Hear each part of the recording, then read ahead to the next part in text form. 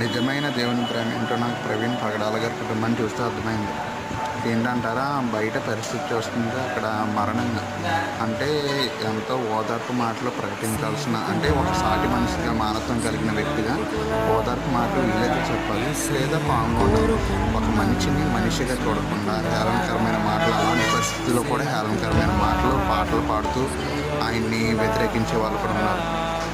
ఒక మనిషిని మనిషిగా చూడకపోతే ఈ లోకంలో మనం ఉన్నా కానీ ఆ బ్రతుకు వేస్టే.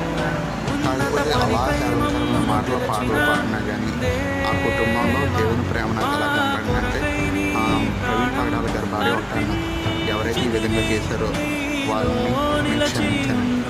ఎంత దేవుని ప్రేమ ఉంటే ఆ మాట చెప్పగలరు. అలాంటి పరిస్థితుల్లో కూడా న్యాయం జరగాలని చూస్తారు, కానీ ఆ మాట చెప్పడం అంటే గుండె ధైర్యం కావాలి.